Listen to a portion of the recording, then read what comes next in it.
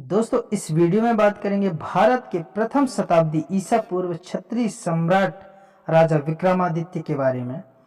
राजा विक्रमादित्य उज्जैन के कायस्थ राजा थे जो अपने ज्ञान, वीरता और उदारशीलता के लिए प्रसिद्ध थे।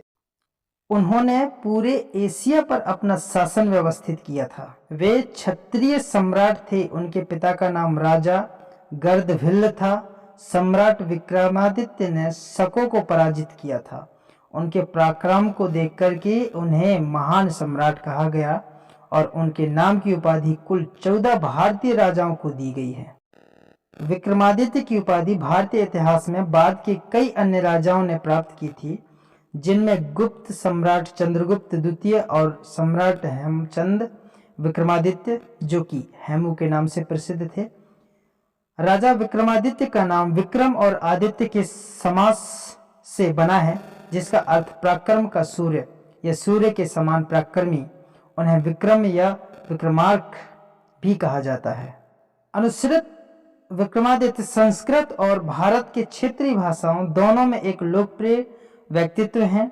उनका नाम बड़ी आसानी से ऐसी किसी घटना या स्मारक के साथ जोड़ दिया जाता है जिनके ऐतिहासिक विवरण अज्ञात हो, हालांकि उनके इर्द गिर्द कहानियों का पूरा चक्र फला फूला है। संस्कृत की सर्वाधिक लोकप्रिय 2 कथाएं श्रृंखलाएं हैं, वेताल पंचविंशति या बेताल 25 और सिंहासन तंत्रसिका, जो सिंहासन 32 के नाम से भी विख्यात है। इन दोनों के संस्कृत और क्षेत्रीय भाषा में कई रूपांतरण मिलते हैं। पिशाच की कहानियों में बेताल 25 कहानियां सुनाता है, जिसमें राजा बेताल को बंदी बनाना चाहता था और वह राजा को उलझन पैदा करने वाली कहानियां सुनाता है और उनका अंत राजा के समक्ष एक प्रश्न रखते हुए करता है।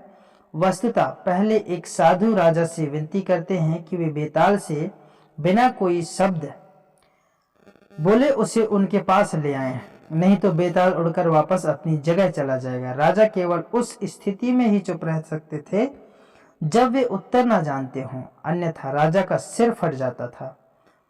दुर्भाग्यवश राजा को पता चला कि वे उसके सारे सवालों का जवाब जानते हैं, इसलिए विक्रमादित्य को उलझन में डालने वाले अंतिम सवाल तक बेताल को पकड़ने और फिर उससे छूट जाने का सिलसिला 24 बार चलता है।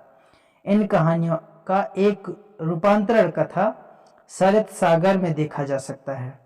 सिंहासन के किस्से विक्रमादित्य के उस सिंहासन से जुड़े हैं जो खो गया था और कई सदियों बाद धार के परमार राजा भोज द्वारा बरामद किया गया था।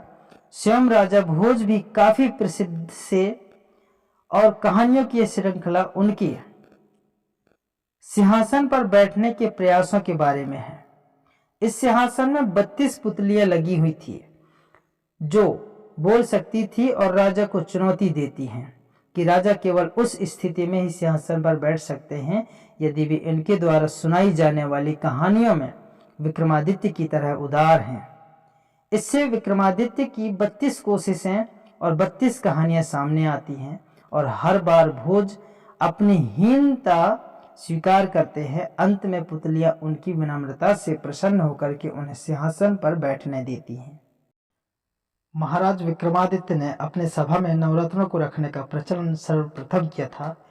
उनको देखकर के ही आने वाले राजाओं ने अपनी सभाओं में नवरत्न को रखने का प्रचलन हुआ। उनके नवरत्न धन्वंतरी, क्षणपक, अमर सिंह, कालिदास, वेताल भट्ट, सग्गु, वररुचि, घटकरपर और वाराहमिहिर थे। धन्वंतरी एक आयुर्वेदिक वैद्य थे। धन्वंतरी ने एक बार युद्ध में विक्रमादित्य गंभीर रूप से घायल हो गए थे। उनके जीवन की उम्मीद नहीं थी बचने की। धन्वंतरी ने अपनी चमत्कारिक औषधि से राजा विक्रमादित्य के प्राण बचाए थे। तब कि उन्होंने कई सारे ग्रंथ भी लिखे। महाराज विक्रमादित्य की सभा में नवरत्न में से एक थे। दूसरे रत्न क्षणपक थे। यह एक सन्यासी थे जो बौद्ध धर्म को मानते थे। उन्होंने भिक्षाटन तथा नानार्थ कोश जैसे ग्रंथ भी लिखे हैं जिनका उद्देश्य मनुष्य जाति को नीति, अहिंसा और धर्म के मार्ग पे चलना सिखाता है।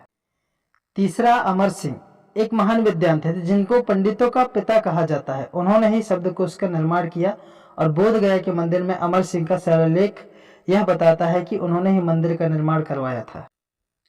चौथा रत्न शंकु। सम्राट विक्रमादित्य के राज्य में नीति शास्त्र के सबसे बड़े ज्ञानी शंकु को ही कहा जाता है। वह एक रस आचार्य थे। पांचवा रत्न वैताल भट्ट थे। यह एक धर्माचार्य थे और यह माना जाता है कि उन्होंने सम्राट विक्रमादित्य को 16 छंद यानी नीति आचरण सिखाया था। यह युद्ध कौशल के भी महारथी थे जो हमेशा सम्राट विक्रमादित्य के निकट ही रहते थे। इन्हें द्वारपाल भी कहा जाता है। वैताल भट्ट ने ही विक्रम तथा बेताल की कहानी की वैताल पंचतावती की कहानी लिखी थी, जिसकी लोकप्रियता पूरी दुनिया में प्रसिद्ध है।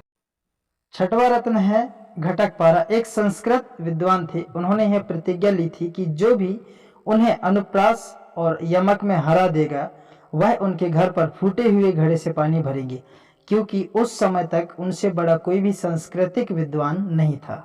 सातवां रत्न है कालिदास। 9 रत्न में सबसे प्रसिद्ध कालिदास ही थे। आज भी लोग कालिदास को एक संस्कृत महाकवि मानते हैं। वह राजा विक्रमादित्य के प्राण प्रिय कवि थे। कालिदास जी की कहानी अत्यंत रोचक होती है। उन्होंने माँ काली से तपस्या करके सिद्धि प्राप्त की थी। शकुंतलम जैसी प्रसिद्ध नाटक में कालिदास की कृति को दिखाया गया है। 8वां है वाराहमिहिर। उस युग के सबसे प्रमुख ज्योतिषियों में से एक थे। उन्होंने विक्रमादित्य की बेटी की मृत्यु की भविष्यवाणी पहले ही कर दी थी। उन्होंने ही विष्णु स्तंभ का निर्माण करवाया, जिसे मुगलों ने आक्रमण के बाद कुतुब मीनार में बदल दिया था। 9वां है वररुचि। एक कवि और व्याकरण के ज्ञाता माने जाते थे। उन्हें शास्त्रीय संगीत का पूर्ण ज्ञान था। कालिदास की भांति उन्हें भी काव्यकर्ताओं में एक माना जाता है। ये नवरत्नों के साथ में उज्जैन में राजा विक्रमादित्य के दरबार लगता था। दोस्तों, इस चैनल के माध्यम से भारत में जितने भी शासक, राजा, महाराजा, वीर योद्धा रहे हैं, उन सबकी जीवनी का वीडियो अपलोड करता हूं ताकि आपको जानकारी मिलती रहे। ऐसे ही वीडियो आपको मिल जाए, उसके लिए अगर आप चैनल पे नए हैं तो सब्सक्राइब करें, और अगर वीडियो अच्छा लगे तो लाइक करें और शेयर करें, और साथ में बेल आइकन को प्रेस करना ना भूलें ताकि आने वाली वीडियो का नोटिफिकेशन आपको मिलती रहे।